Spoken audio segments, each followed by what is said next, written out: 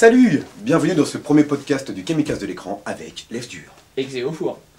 Donc on va parler quoi dans le Kamikaze de l'écran? Bah on va, je sais pas, on va aborder un peu le bon gros nanar. Les bons gros nanars et les sorties de jeux vidéo, tout ça.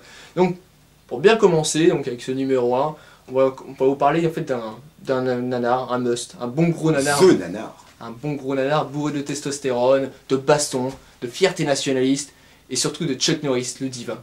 Je parle bien sûr de...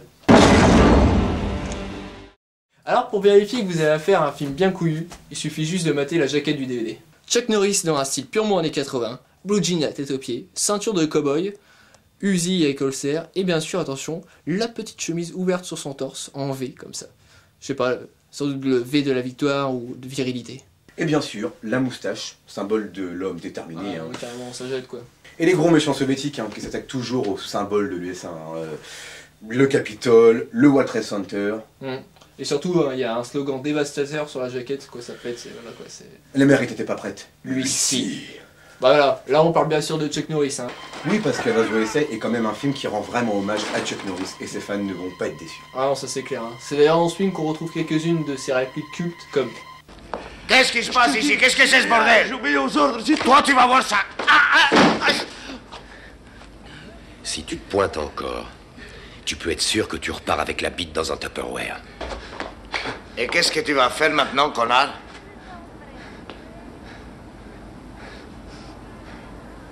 Toi, tu commences à me baver sur les rouleaux. Hommage à Chuck, hein, mais aussi à l'Amérique glorieuse, hein, parce qu'il faut pas oublier que le film est produit par Cannon Group, responsable dans les années 80 de nombreux films de propagande pro-américaine ou réac, hein, tels que American Warrior, Portée disparue. Delta Force. Aussi, et les cultissimes Cobra et Cyborg. Voilà, souvent, qu'est-ce qu'on voit dans ces films? Il y a un héros conservateur hein, qui doit se battre contre les malfaisants communistes ou anarchistes hein, pour la préservation de notre belle démocratie et toutes les belles valeurs morales, ça. Bon, comment faire pour résumer ça? Parce que je sais même pas par où commencer, quoi. Bah, c'est pas compliqué, hein. T'as une organisation internationale de méchants communistes qui veulent s'attaquer aux USA, menée par bon gros méchant bien charismatique avec un accent russe et une bonne tête de bad guys. Comme vous pouvez le voir ici. Enfin, quand même, c'est peut-être le méchant le plus lucide dans un film de Chuck, hein, parce que voilà, il sait que l'obstacle majeur à une invasion de l'Amérique, c'est pas l'armée américaine, hein. Non, ça il s'en fout, c'est bien de Chuck Norris. Enfin quelqu'un de réaliste, quoi. Кошмар. Мой должный покойчик Pourtant voilà, dans le film, Chuck c'est un mec cool, ancien super agent spécial. Il vit dans une cabane des Everglades et il passe son temps à s'amuser à capturer les alligators à main nue, avec son vieux pote indien, son tatou domestique. Attends. Son tatou domestique? Bah ouais, tu sais, Chuck il est capable de domestiquer n'importe quel animal sauvage. Tu sais, il le regarde dans les yeux comme ça et ça le capte direct. Ouais, c'est vrai. Malheureusement, t'as le méchant, il fait l'erreur ultime, s'attaquer à Chuck. Il fait péter sa baraque et il tue son pote indien. Donc là tu dis tout de suite, ça va chier. T'as Chuck qui fronce ses sourcils pour montrer qu'il est pas content, et là c'est la guerre. Pendant ce temps-là, on a le méchant qui a réalisé son invasion en débarquant sur une plage de Floride avec des péniches de débarquement du 6 juin 44.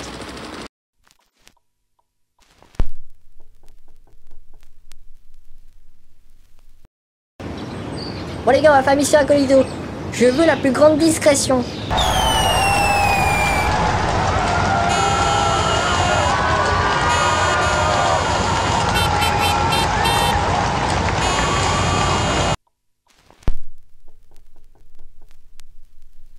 Bon, c'était quand même censé être une mission incognito. Ouais, parce que le plan, quand même, c'était d'infiltrer discrètement la société américaine. Hein. Bon, c'est pas grave, hein. On dirait qu'ils s'en foutent. Ils débarquent avec la grosse artillerie, les camions, tout le bazar. C'est Les la bons fête.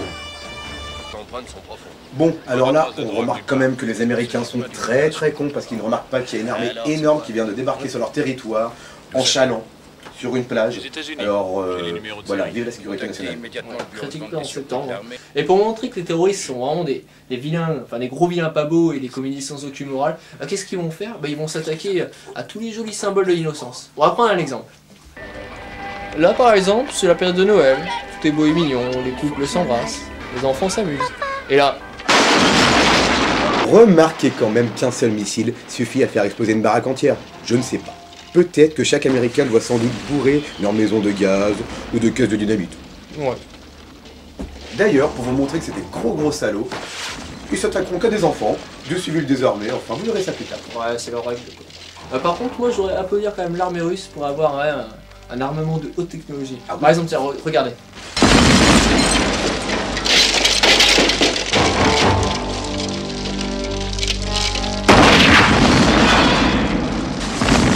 Dans la même scène, nous découvrons un prototype, un lance-roquette qui ne se recharge jamais. Yeah! Ouais, mais heureusement que Chuck est là pour les arrêter. Et pour montrer qu'il représente un espèce de dieu omniprésent et omniscient, bah, il n'a même pas besoin d'enquêter pour savoir l'emplacement exact des méchants. Non, voilà quoi, il le trouve au hasard, il se balade dans son pick-up. Enfin si, il lui faut quand même un seul indice. C'est vrai, c'est Juste vrai. cette phrase. T'aurais pas vu Rostov? J'ai vu des mecs qui avaient l'air pas très catholiques au King Cobra. Va renifler par là. Voilà, après Chuck Norris se balade avec sa bagnole à la recherche de toute action suspecte. Dès que les terroristes commencent une action, Chuck Norris est là et arrive tel un envoyé. Ouais, c'est carrément, c'est automatique. Les terroristes attaquent une galerie marchande, Chuck arrive et les défonce avec son pick-up. Les terroristes posent une bombe dans une église. Oh, elle explose pas. Bah, Chuck il apparaît et la rebalance sur les méchants. Là, elle explose. Les terroristes collent un plastique sur un car scolaire. Chuck arrive, le décroche tout en roulant et la colle sur la voiture des méchants. C'est pas à vous, ça?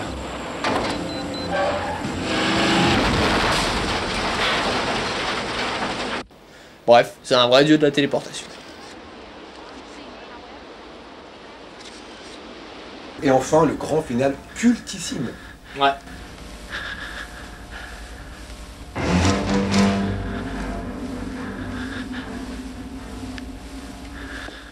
Alors voilà, t'as Chuck qui arrive avec son gros bazooka.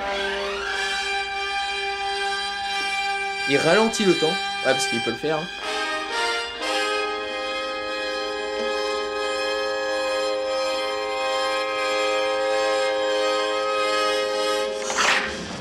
Il met sa voix en écho, il sort sa petite phrase. C'est fini pour toi.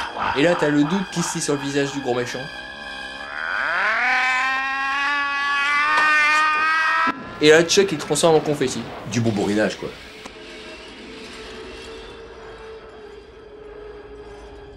Un duel au lance-roquettes, c'est osé quand même. Original je dirais plutôt. Enfin voilà pour cette petite présentation. J'espère qu'on vous a donné envie de mater ce petit film, parce que franchement, on vous le conseille. C'est du très bon. En plus vous pouvez le trouver pour 3 ou 5 euros dans un supermarché, donc si vous voyez, allez-y, c'est une occasion là. Il est temps pour nous de vous laisser. N'hésitez pas à aller sur le site du Kamikaze de l'écran pour lire les différents articles des chroniqueurs. Voilà. Quant à vous, je vous souhaite à tous une agréable journée et à bientôt. On va boire une petite pinte? Ouais. Ouais, bien. Allez, ciao.